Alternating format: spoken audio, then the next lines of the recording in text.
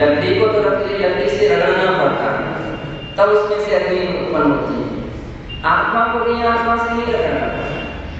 तो ऐसा ध्यान रखना, उदाहरण एक देश होता है और आत्मा के द्वारा आत्मा का ध्यान करने पर आत्मा परमात्मा दशा को प्राप्त हो जाती है। इसलिए ऐसा ध्यान रखना चाहिए। अब से श्लोक और भी श्लोक 31 में कहा, या परात्मा स एवाहम् योऽहं स परमस्तथा अहमेवैवयोपास्यो नान्या कश्चिदिति स्थितिः।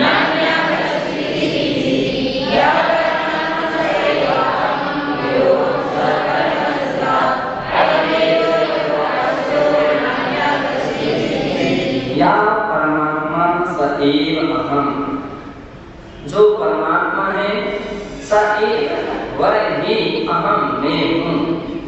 यो अहम स परमस्तथा, और जो मैं हूँ वही परमात्मा है।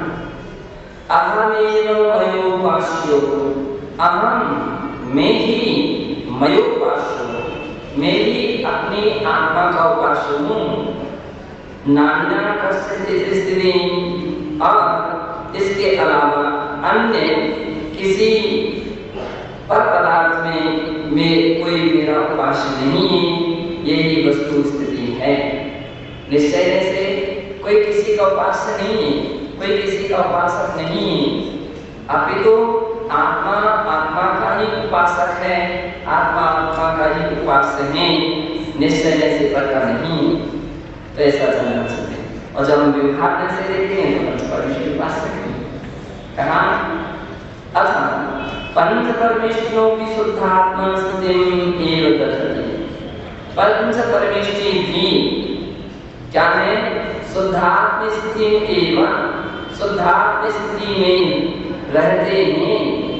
अतः शुद्धात्मेव शरणमिति शास्त्रका प्रतिपादयन्ति। शुद्धात्मा ही शरण है, ऐसा शास्त्रकार कहते हैं। अरुणा सिद्धाया उवच्छाय साहुपंच परामिति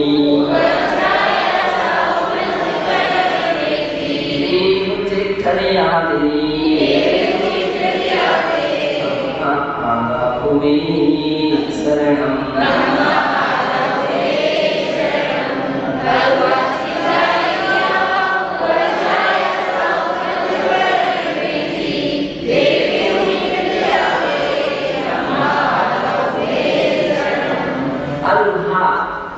अल्हा यानी अखंड, सिद्ध आर्य यानी आचार्य, उवच्छाय यानी उपाध्याय, साधु यानी साधु। ए पंच परमेष्ठी, ए पांचों परमेष्ठी, ते चित्तरियादि, वे सब आत्मा में रहते हैं अथवा आत्मा की सभी अवस्थाएं हैं। तस्मात् इस कारण से ऐसी शुद्ध आत्मा में शरण, ऐसी जो अपनी आत्मा है वही मुझे या मेरे लिए शरण है। ऐसा सर्वोदया टीका यहाँ प्रारंभ होती है। अन्वया सुगम, इस गाथा का अन्वय सुगम है। इयं गाथा मोक्ष प्राप्ति की पठिता, यही गाथा मोक्ष प्राप्ति में ही 104 नंबर पर है, वहां पर पढ़ी जाती है। अरुहा अरहंता, अरुहा यानी अरहंता, अर्थात पद से प्राकृत रूपाणी अरिहंता अरहंता अरुहा, अर्थात पद के ही प्राकृत रूप अरहंत है, अरिहंत है और अरुहा है। प्राकृत के 3 रूप हैं। अतः तानि रूपाणी एकात्मकानि एव, इसलिए इन तीनों के एक ही रूप में ऐसा जानना चाहिए। प्राकृत व्याकरणे उच्चारति, प्राकृत व्याकरण में उच्चारतीय सूत्र है 2 अध्याय का 111वां इति सूत्रेण। इस सूत्र से अरहत शब्द से अरुहो, अरिहो, अरहो, अरुहंतो, अरहंतो, अरिहंतो इत्यादि रूपाणां सिद्धिकता दृश्यते। इस सूत्र से ही अरहत शब्द के ही अरुहो, अरिहो, अरहो, अरुहंतो, अरहंतो, अरिहंतो इति रूपाणां सिद्धिकता दृश्यते। इस प्रकार से रूपों की सिद्धि देखी जाती है। अरहन्ति पंचकल्याण रूपं पूजां तद योग्यो भवन्ति इत्यताते अरहन्त अरहत शब्दवाच्य भवन्ति। अरिहंत यानी पंचकल्याण रूप पूजा के जो योग होते हैं, इतना इस कारण से ते अरहत शब्दवाच्य भवन्ति, इस कारण से वह अरहत शब्द के द्वारा वाच्य होते हैं या अरहत शब्द के वाच्य होते हैं, ऐसा जानना चाहिए।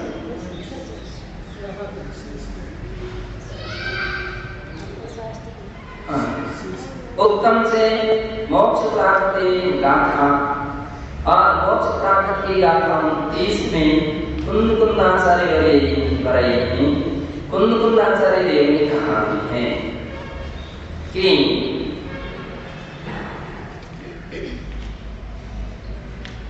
जयवाहि जन्म मरणं चौवेदमरणं से पुण्य पावन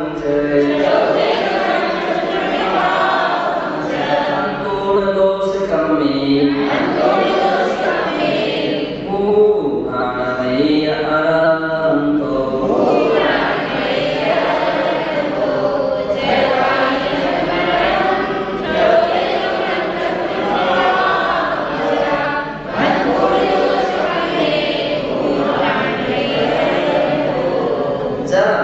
यानी जरा बुढ़ापा, वाही व्याधि शारीरिक रोग, जन्म जन्म, मरण मरण, चौबे गमन 4 गतियों में गमन, पुण्य पाप और पुण्य पाप इन सबको तथा दोष कर्म में और दोष रूप जो कर्म हैं उनको हंतूण नष्ट करके ज्ञानमय पुण्य जो ज्ञानमय होते हैं वे अरहंतो, वे अरहंत कहलाते हैं। मूलाचार में भी गाथा 567 में कहा है अरिहंति वंदनां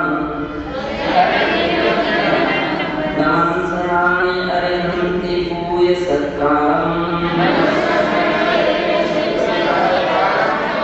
अरिहन्ति सिद्धिगमनम् अरहन्ताते उच्चन्ति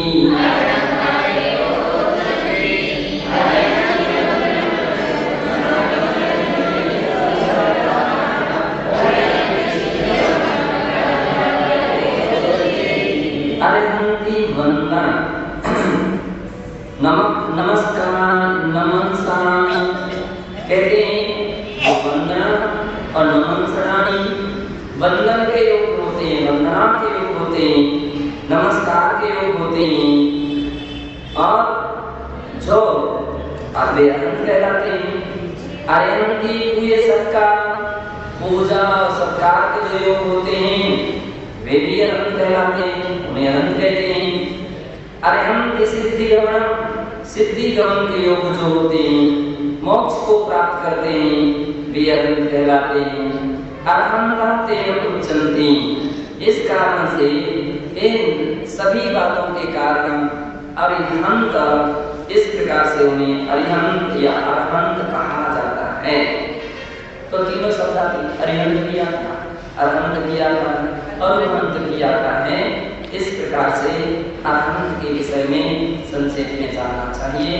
सिद्धों के विषय में व्याख्यान आगे चलिए। सिद्धायर्या सिद्धाः आर्याश्च आचार्याश्च सिद्ध और आचार्यों के विषय में कहते हैं सिद्धांत सिद्धि मुक्ति प्राप्त, जो मुक्ति को प्राप्त कर चुके हैं उन्हें सिद्ध कहते हैं।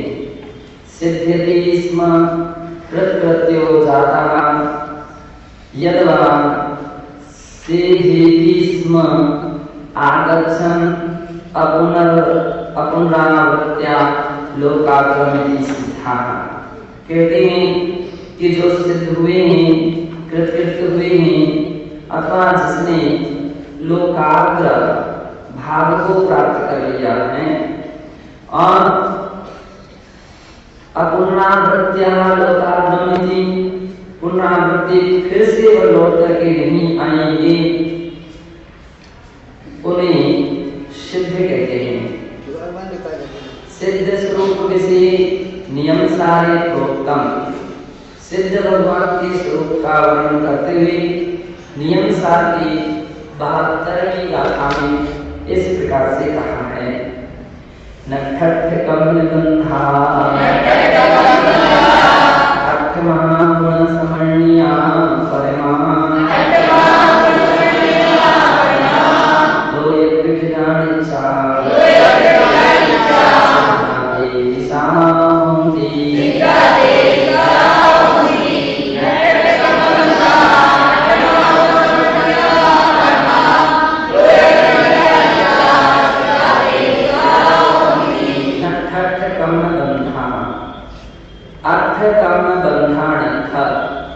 जिनके 8 कर्मों का बंधन नष्ट हो गया है या जिन्होंने अष्ट कर्मों के बंधन को नष्ट कर दिया है, अर्थमा गुण समर्णिया परमा और 8 महापरम गुणों से जो संपन्न हो चुके हैं, समन्वित हैं, सहित हैं, लोक के अंतर्भाव में स्थित हैं, नित्य रहेंगे, ऐसे ते वे ऐसा सिद्धांति, वे इस प्रकार से सिद्ध हुआ करते हैं या उस प्रकार के उन्हें सिद्ध कहते हैं।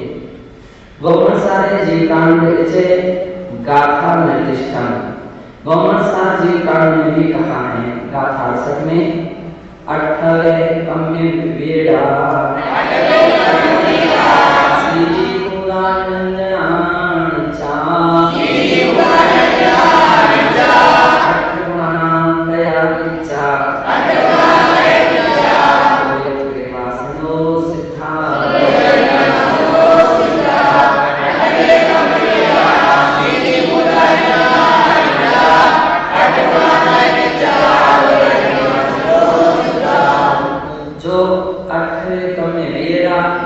जिन्होंने 8 प्रकार के कर्मों को विगलित कर दिया है, विगलित कर दिया यानी समाप्त कर दिया है, नष्ट कर दिया है।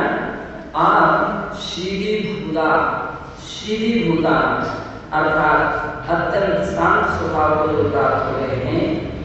निरंजना कर्म रूपी अंधन से जो रहे हैं, नित्य ही रहेंगे।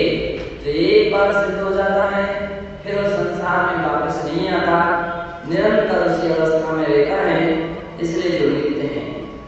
8वां कह और जिन्होंने 8 गुणों को प्राप्त कर लिया है और इच्छा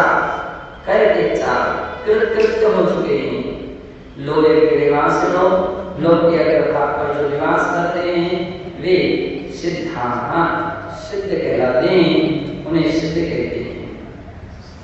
आचरन्ति यस्मान् व्रतानि इत्याचार्यः, जिनसे व्रतों का आचरण किया जाता है वे आचार्य कहलाते हैं। ऐसा सर्वासिद्धि के 9वें अध्याय के 24वें सूत्र में कहा है। धवला ग्रंथे और धवला ग्रंथ में से निर्दिष्ट कहा है पंचविधमान सर्वम् आचरन्ति चारयन्ति चित्ताचार्य। धवला पुस्तक 1 के पहले सूत्र की व्याख्या में करते हुए कहते हैं कि जो 5 प्रकार के आचरण होते हैं उनको स्वयं आचरण करते हैं और आचार्यन्ति और दूसरे साधनों से आचरण कराते हैं, इति आचार्य, वे आचार्य कहलाते हैं।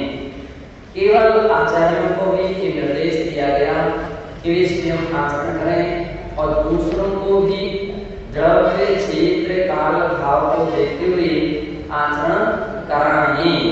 तो उस प्रकार से वो इस प्रकार के गुण से युक्त आचार्य होते हैं। आचार्य स्वरूप से मूलाचार्य को उत्तम, आचार्य के स्वरूप के विषय में मूलाचार में कहा है, सदा आयाज धनो सदा आयानियम चरे आयार मायारवंदो आययोते उच्चते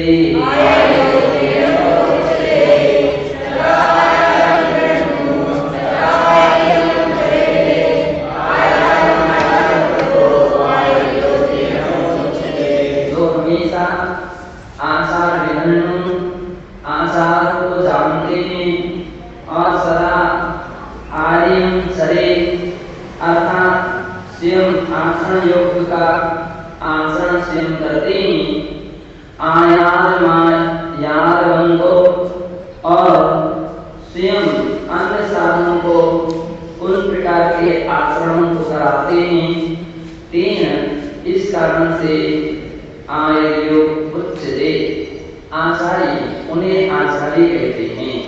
सीधा हो गया, हमेशा आचार पंचाचार का पालन करते हैं, आचरण योग का आचरण करते हैं, अन्य साधनों से उसका पालन कराते हैं, इस कारण से उन्हें आचार्य कहते हैं।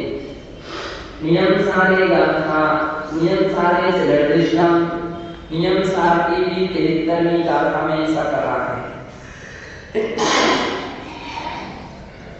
पंचाचार समग्रा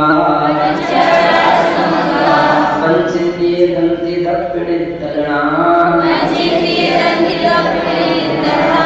धीरा गंभीरा आर्याय दिशा पौंती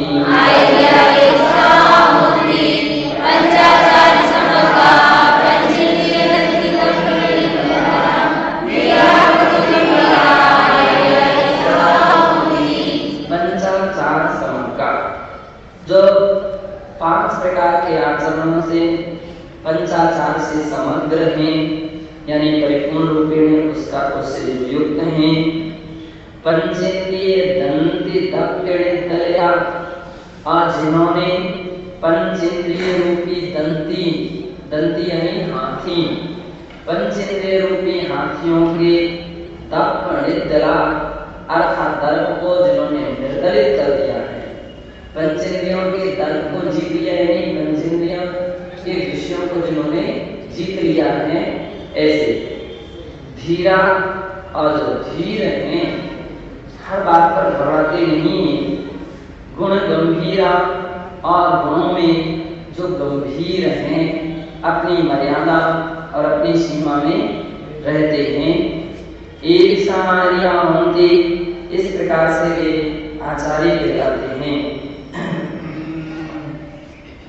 धावला ग्रंथे से आचार्य स्वरूप निरूपिका, धावला ग्रंथ में आचार्य का स्वरूप इस प्रकार से कहा है। पहली पुस्तक के पहले सूत्र में की व्याख्या करते हुए पृष्ठ 48 में ऐसी गाथाएं हैं, पवयन चल विसल जलो यदा ज्ञानायाम मलबुद्धि शुद्ध छावसो मेरु कंपो सूरो पंचानो वज्रो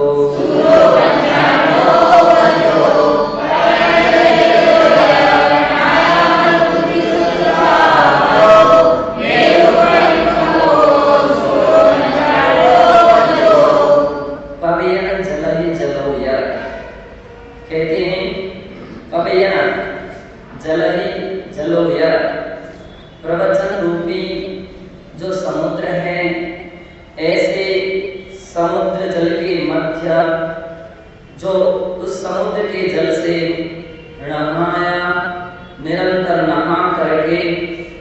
अमल बुद्धि शुद्ध छावासु, अमल बुद्धि जो अपनी बुद्धि को निर्मल करते हैं, यानी निरंतर शास्त्र का स्वाध्याय करके ज्ञान अर्जन करके अपने ज्ञान को क्या करते रहते हैं, निर्मल करते रहते हैं, पवित्र करते हैं।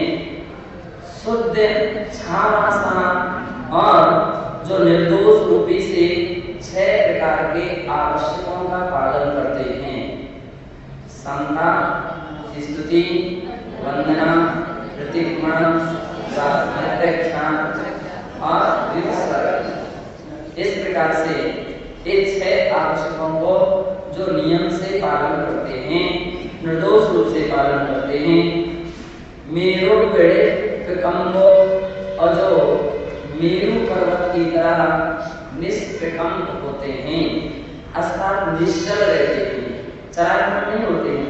छोटी छोटी सी बात हो जाए, हमसे नहीं होता, हम ये नहीं कर सकते, हम नहीं, मेरु की तरह क्या होते हैं, निश्चल रहते हैं, निश्चल, चलाचल नहीं होते। ऐसे सूरो 95 वज्रो और जो 55 5 प्रकार की जो इंद्रियां हैं उनको क्या बोलते हैं, पंचानन। तो उन पंचानन से जो रहित हुआ करते हैं, 95 वज्रो, इनसे जो रहित हुआ करते हैं वे सेन के समान निर्भीक हैं और जो निर्दोष हैं वे क्या होते हैं, आचार्य कहलाते हैं। देश कुल जानी शुद्धो, सोमंगो संग भंग पुंभुको, कैनम गणरवलेवो, आययो केशो होई।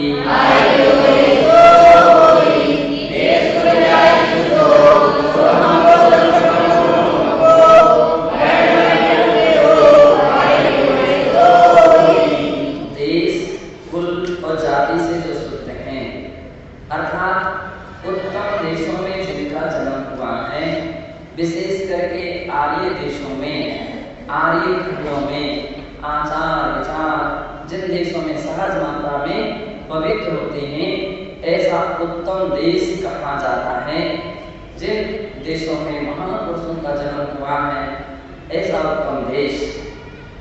कुल और उत्तम कुल में जिसने जन्म लिया है, अर्थात उत्तम कुल का अर्थ है कि जिस कुल में किसी प्रकार के दाग नहीं लगे हैं, किसी प्रकार के इस प्रकार का महापाप आदि नहीं हुआ है, ऐसी जाति में कोई महापाप आदि महापाप जिसमें नहीं हुए हैं, वह उत्तम जाति, उत्तम कुल और उत्तम देश कहलाता है।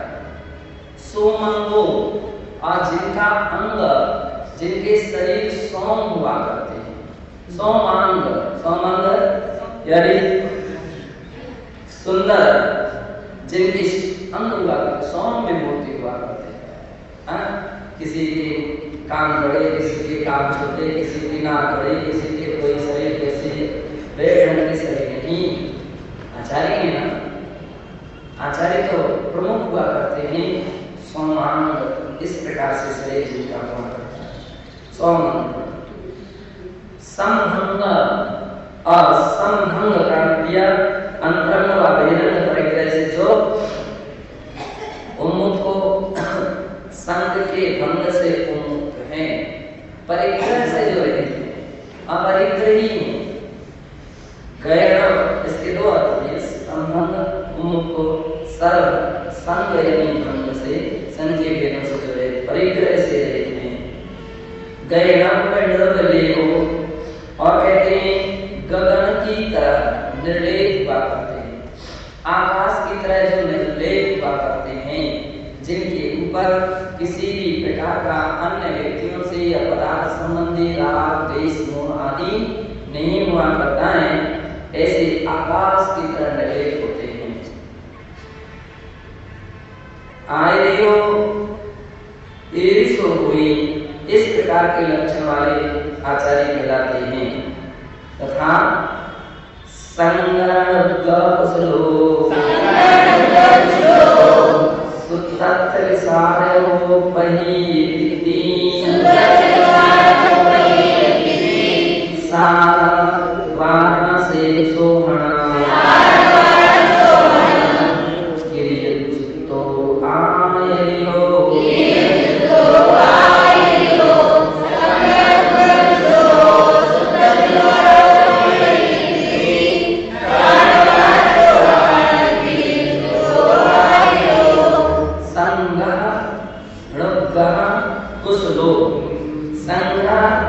और निग्रह। संग्रह का अर्थ होता है दीक्षा आदि में, निग्रह यानी प्रायश्चित आदि में जो कुशल हुआ करते हैं। कैसे साथ किस व्यक्ति को रखना है संग में, किसको नहीं रखना है, कौन रखने लायक है कौन नहीं, किसको दीक्षा देना चाहिए किसको नहीं देना चाहिए, इस प्रकार की बातों में जो कुशल होते हैं। निग्रह दीक्षा देना ही मात्र पर्याप्त नहीं है, साधुओं के लिए किस प्रकार से कर्तव्य निष्ठा में परिपक्व बनाया जाता है ना, अथवा कोई व्यक्ति किस प्रकार के संग को अनुशासित रखा जाता है। कोई व्यक्ति कर्तव्य निष्ठा का पालन नहीं करता, कर्तव्यों का पालन नहीं करता, तो उसके लिए विभिन्न प्रकार से दंड देते हैं, निग्रह स्थान देते हैं, दंड देते हैं।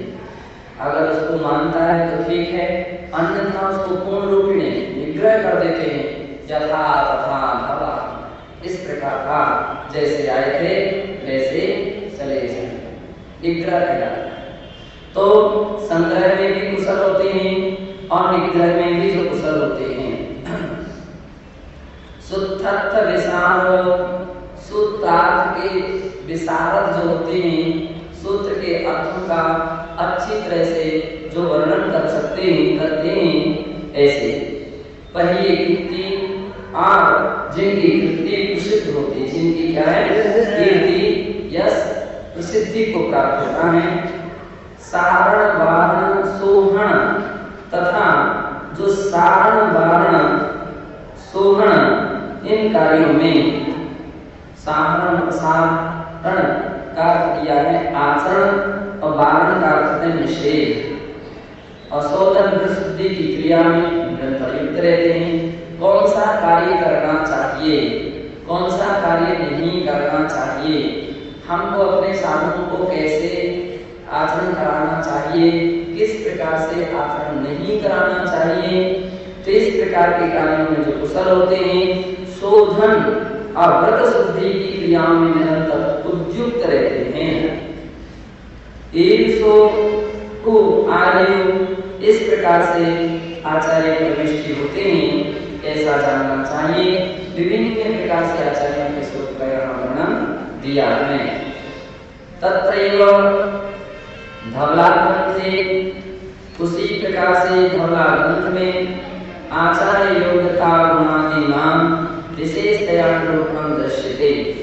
आचार्यों के गुणों की योग्यता गुण इत्यादि को विशेष रूप से निरूपण किया गया है या उसका निरूपण देखा जाता है। धवला जी ने लिखा है पंचविधानाचारम आचरन्ति चारयन्ति की आचार्य, जो 5 प्रकार के आचरणों को आचरण करते हैं और अन्य शिष्यों को आचरण कराते हैं, वे आचार्य कहलाते हैं। चतुर्दश विद्या स्थान पारगायकादशांगधराः, 14 विद्या स्थानों के जो पारगामी हुआ करते हैं। 14 विद्या स्थानों में पारंगधरी, 14 विद्या 14 पूर्व और एकादशांगधराः, एकादशांग 11 अंग के जो धारी होते हैं। आचारानुधरौ तात्कालिक समय पर वो पार हुआ, और अथवा जो आचरण के धारक होते हैं अथवा तत्कालीन समय और पर समय के जो उसमें जो पारंगत होते हैं। मेरु निश्चला, और जो मेरु की तरह निश्चल होते हैं। क्षितिरिव सहिष्णु, पृथ्वी की तरह सहिष्णु भावधारी होते हैं, सहिष्णु भावी सहनशीलता रखने वाले होते हैं।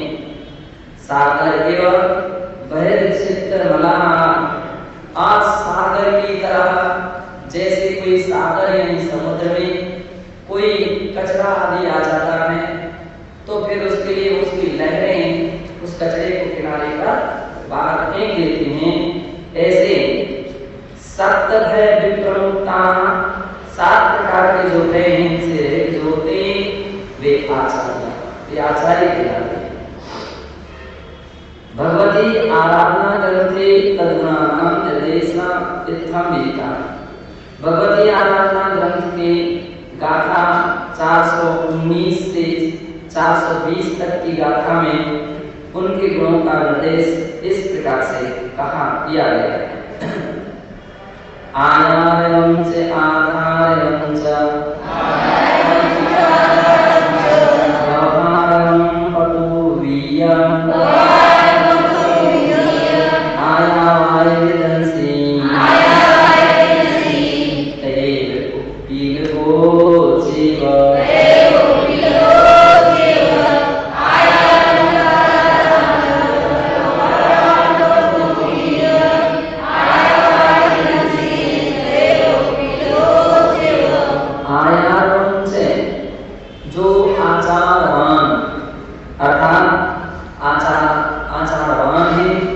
स्वयं 5 प्रकार के आचरणों का पालन करते हैं।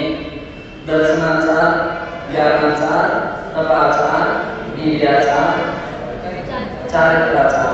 इस प्रकार से ये 5 प्रकार के आचरणों को से जो सहित हैं उन्हें आचारवान कहते हैं।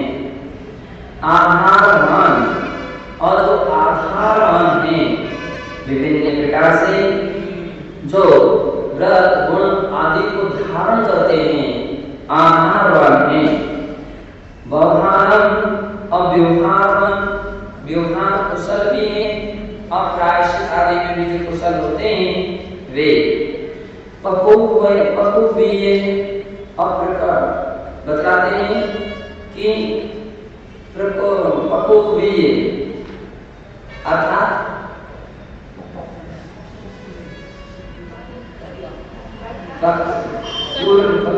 पूर्वी ऐसे कर्ता हैं। आया पाए विदंसी, और आया पाए आय और अपाय के विदंसी जो इस बात को देखते रहते हैं क्या पहले से अभी में कम घाटा हुआ, क्या नफा भी। जैसे व्यापारी जो रहता है और निरंतर अपने हिसाब से बात को देखता रहता है क्या अगले वर्ष से इस वर्ष में क्या घाटा हुआ, क्या नफा हुई। इसी प्रकार से रत्नात्रय के विषय में क्या कमी हुई अथवा वृद्धि हुई, इस प्रकार का जो निरंतर विचार करते हैं इसको देखते रहते हैं। उत्पीड़कों और जो उत्पीड़क इस प्रकार के गुण के धारी हैं, उत्पीड़क गुण का अर्थ दिया गया है पीड़ा करो और पीड़ा करो एक ही बात है। तो इसका अर्थ ये होता है कि कोई साधु ऐसे भी हुआ करते हैं जो भावलिंगी तो नहीं है, द्रव्यलिंगी हैं। अब साधना के पथ पर तो आ गए लेकिन साधना में छल करते हैं, साधना में कपट करते हैं और विभिन्न प्रकार के दोषों को, गलतियों को, अपराधों को छिपा लेते हैं। तो आचार्य कितने साधक होते हैं, वे अपनी पाप पटुता के द्वारा, अपनी कला कुशलता के द्वारा उस व्यक्ति के द्वारा उसके मुख से सारी बात निकलवा लेते हैं। इस कारण से उन्हें अपीड़क ऐसा भी कहा गया। अपरिसायी विभावो विजाओ बहिरतिथि निज्जमा पुरो वेदो ये शिवो ध्याययो।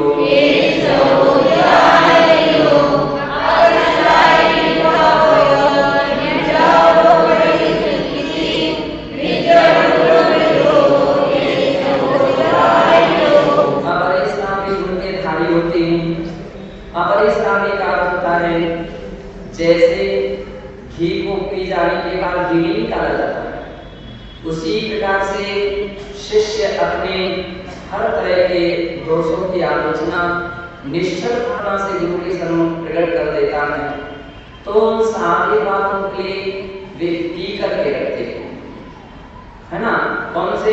सुशिष्य जो रहते हैं उनकी सारी बातों को पी करके रखते हैं, वे उसकी बातों के ओपन नहीं करते, चार लोगों के सामने प्रकट नहीं करते, किसी के लिए बतलाते नहीं, है ना।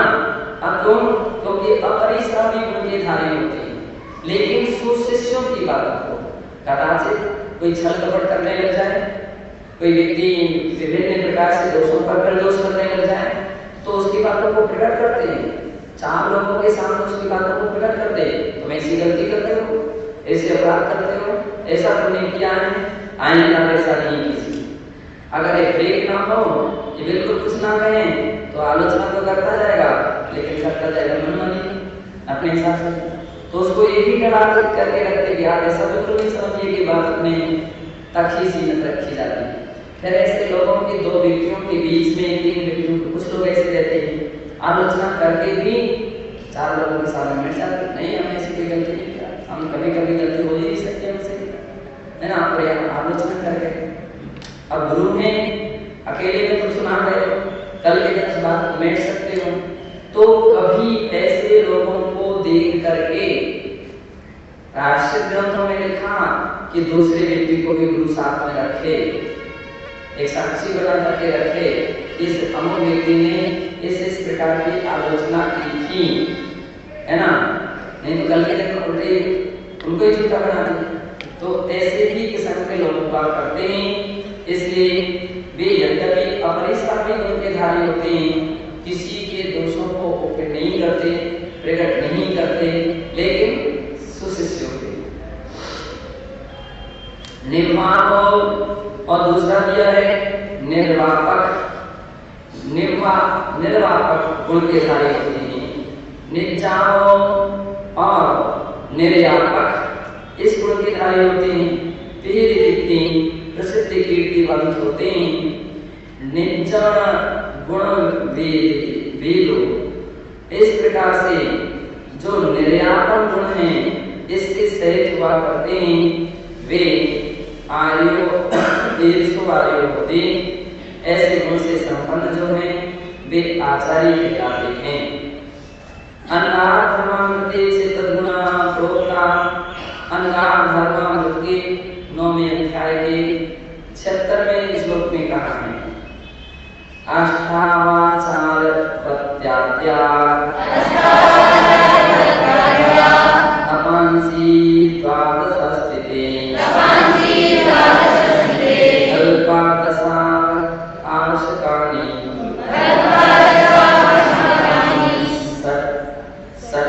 सद्गुणा गुणे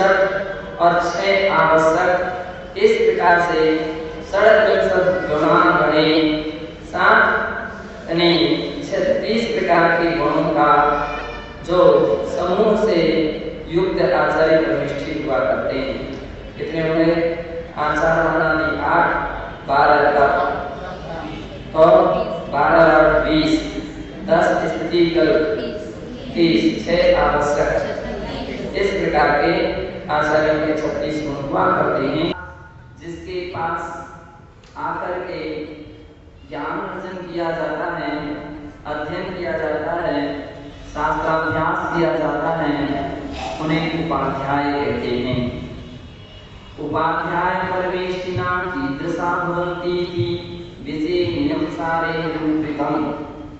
उपाध्याय परमेष्ठी किस प्रकार से होते हैं, इस विषय में नियम सार की गाथा 74 में इस प्रकार से निरूपण किया गया है। रैनत संयुक्ता जिन कहिए पयत्र देशया सूरा कंख भाव सहिया उच्छाया ईर्षा पंक्ति।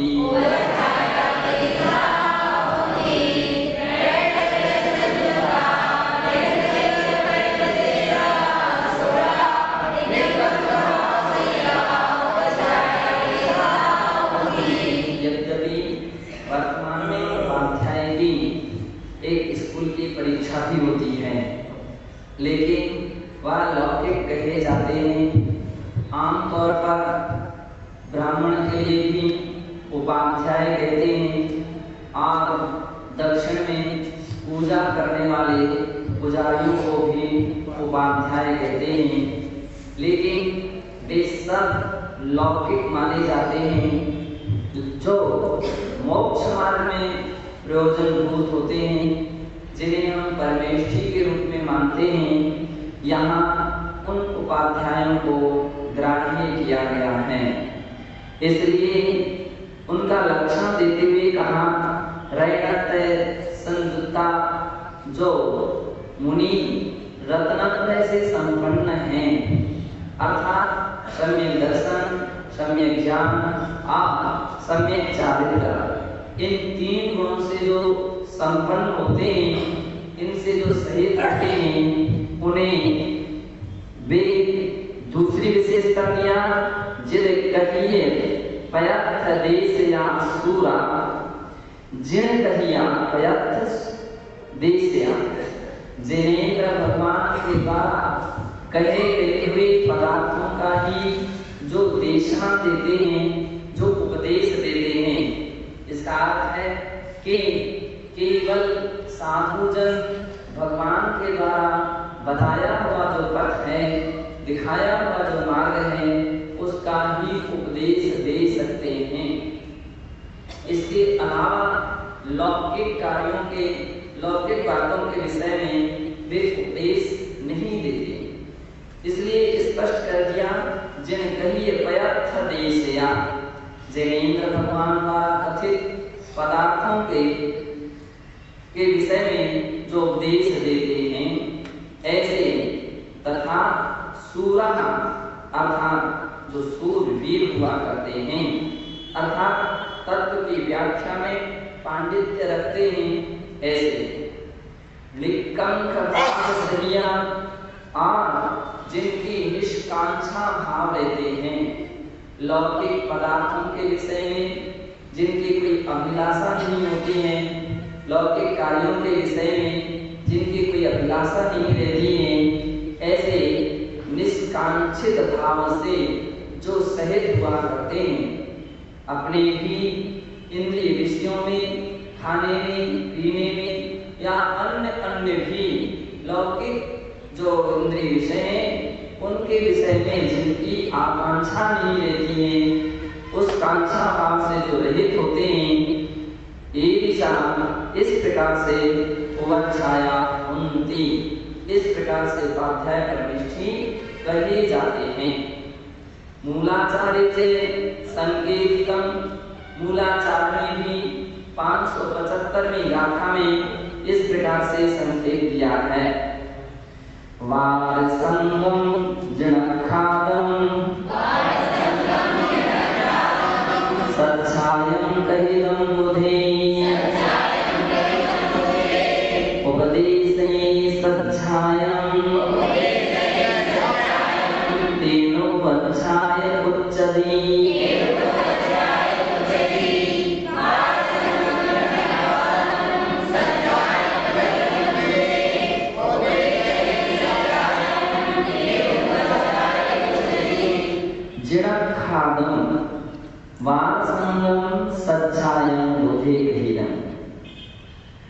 जिनेन्द्र भगवान के द्वारा आख्यात अर्थात कहे गए जो 12 अंगम आचरण आदि 12 प्रकार के अंग हैं उन्हें